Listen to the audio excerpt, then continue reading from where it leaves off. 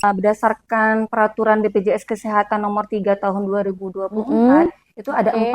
14 jenis screening yang dijamin seperti itu. Mm-mm. Ketika setelah melakukan pengisian itu hasilnya langsung Langsung keluar. keluar ya. Nah, Apa hasil hasilnya? yang keluar itu Mm-mm. eh, adalah berisiko atau tidak berisiko dengan penyakit di 14 tadi. Jenis Jenis screening screening. ini Mm-mm. ada peruntukan untuk yang usia 15 tahun, untuk usia dari bayi, seperti Mm-mm. itu. Mm-mm. Jadi dengan peserta sudah mengisi screening riwayat kesehatan dan keluarlah hasilnya, itu tindak lanjutnya itu adalah peserta diarahkan ke FKTP untuk Iya. dilakukan screening kesehatan. Mm-mm. Jadi sasaran untuk peserta screening kesehatan seperti DM,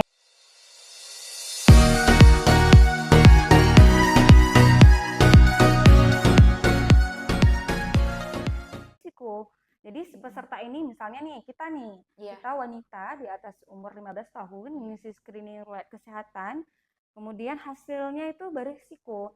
Itu kita diarahkan untuk berkunjung ke FKTP untuk mendapatkan Mm-mm. tindak lanjut hasil akan dilakukan pemeriksaan screening kesehatan. Mm-mm. Apa Iya. screening kesehatan dari berisiko kanker tadi, Iya. yaitu pemeriksaan IVA atau pap Hmm. smear seperti itu. Jadi ada 14 tadi kan banyak tuh, ada Ada empat. Betul, tuberkulosis, betul. ada apa tadi tuh? Hepatitis, Hepatitis, thalassemia, talasemia, kanker kanker usus. usus, Jadi iya. screeningnya itu beda-beda nanti pemeriksaannya berdasarkan Mm-mm.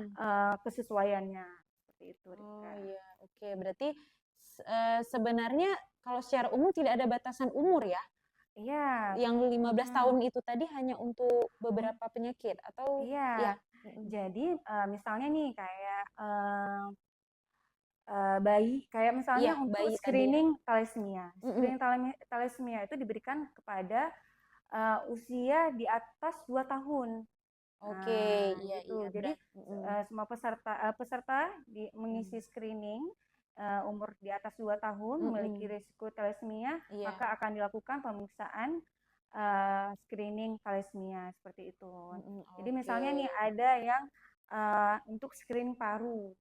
Kanker paru itu dia yang screening kanker paru ini untuk peserta yang di atas 45 seperti itu. Mm, Jadi mm-mm, mm-mm. kalau misalnya PPOK yang penyakit paru obstruktif itu Iya. untuk umur 40 tahun gitu. Berarti kembali lagi tergantung kepada jenis screeningnya ya. Iya, Misalnya dia jenis beresikonya screeningnya. kemana Iya, gitu ya. Jadi iya. tergantung.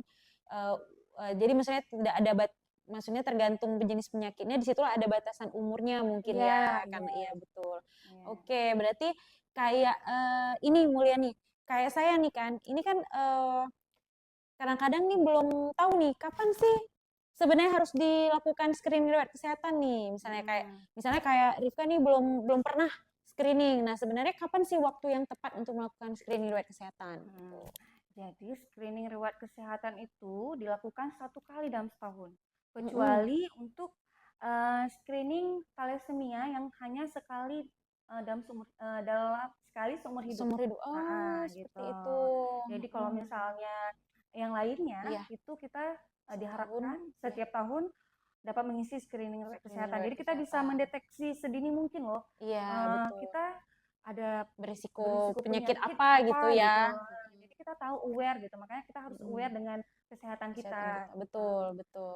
Iya. Gitu, Nah, Rika. Sobat JKN, itu tadi penjelasan lengkap nih dari Mulyani.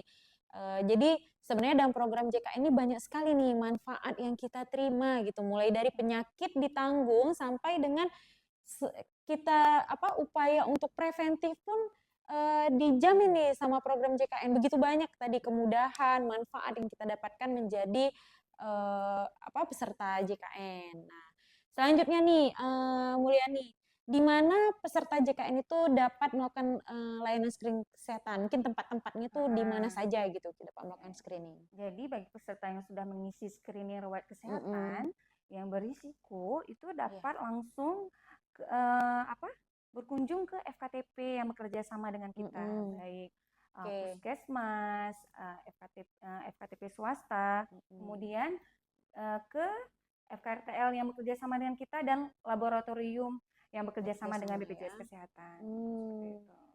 Oke, baik. Nah, itu ya Sobat JKN. Jadi udah tahu nih mau pergi kemana nih untuk melakukan screening riwayat kesehatan, baik di FKTP maupun di FKRTL yang telah bekerja sama dengan BPJS Kesehatan, maupun seperti Kak Mulyani sampaikan, lab ya, laboratorium ya, yang sudah bekerja sama dengan BPJS Kesehatan. Nah, udah bisa nih Sobat JKN nih, segera nih melakukan screening riwayat kesehatan ya. Nah, nih Kak Mulyani selanjutnya. Kira-kira, nah ini pasti pertanyaannya sama juga nih, Sobat JKN pasti udah bertanya-tanya juga nih dari tadi nih.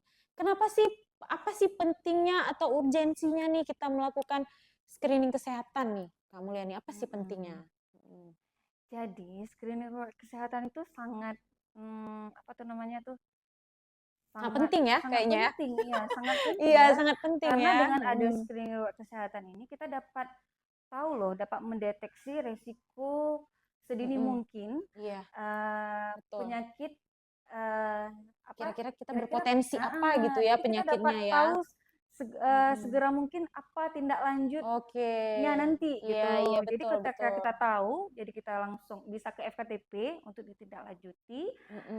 Jadi agar tidak menjadi sakit. Betul, Tadi kan hanya masih berisiko. Jadi gimana caranya? Yang berisiko ini kita tindak lanjuti segera agar tidak sakit dan tidak menjadi keparahan. Betul, oke. Jadi ada istilah tuh Mulyani. Berarti kita lebih bagus memang screening riwayat kesehatan ini sejalan dengan pepatah sedia payung sebelum hujan ya. Lebih atau lebih baik mencegah gitu ya. Iya, lebih baik mencegah daripada mengobati. Nah, ini memang sangat benar sekali. Makanya sangat penting nih Sobat JKN untuk melakukan screening riwayat kesehatan. Jadi sedini mungkin bisa mendeteksi karena mungkin kita lihat badan kita sehat-sehat aja gitu ya. Jadi jangan menunggu sakit baru kita sibuk. Gitu kan. Betul, baru sibuk kita MCU kan sebenarnya MCU itu kan salah satu medical check up ya untuk mendeteksi dini juga ya. Iya. Jadi seperti kita merasa sehat nih. Iya, betul. Makannya teratur, olahraganya teratur. Betul. Ternyata ketika kita screening berisiko DM. Iya, ketika kita berisiko DM, kita ke FKTP, kemudian di FKTP kita mendapatkan pemeriksaan gula darah puasa dan gula darah setelah puasa. Kan cukup bermanfaat. Iya, betul. Jadi semoga kita walaupun kita sudah melakukan screening kesehatan, hasilnya itu tetap sehat. Jadi ketika kita sudah sehat, ya kita tetap menjaga pola hidup sehat kita. Jadi tidak memperparah nih, tidak memperparah resiko penyakit yang kita derita. Jadi cepat penanganan gitu ya, Sobat JKN gitu. Oke, selanjutnya nih, Mulyani nih, kemudian apakah screening, tadi kan kita ada mengetahui nih beberapa jenis screening nih yang ditanggung di dalam program JKN. Apakah screening diabetes mellitus atau penyakit DM itu dan IVA di puskesmas dapat dijamin nih dalam program JKN? Mungkin bisa sedikit dijelaskan nih. Jadi, Rizka, Sobat JKN, untuk screening DM dan IVA, ini kan sifatnya bersifat UKP kalau di puskesmas. Jadi UKP itu apa tuh? Mungkin bisa di upaya pencegahan perorangan. Oke. Gitu ya. Jadi dijamin oleh pemerintah daerah. Mengapa? Jadi kan seperti tumpang tindih nih ya. Di BPJS ada juga loh screening DM dan screening IVA. Tetapi bagaimana yang di puskesmas mereka ada juga. Kan karena melihat hal ini, jadi ada double casting ya, double casting gitu. Jadi karena ini masuk ke dalam programnya SPM bidang kesehatan di program pemerintah. Seperti itu. Jadi jika program pemerintah belum menyediakan anggaran atau anggarannya itu tidak mencukupi, jadi itu bisa dijamin dalam JKN, tetapi dengan koordinasi antara BPJS Kesehatan dengan pemerintah daerah setempat seperti itu, dengan adanya berita acara bahwa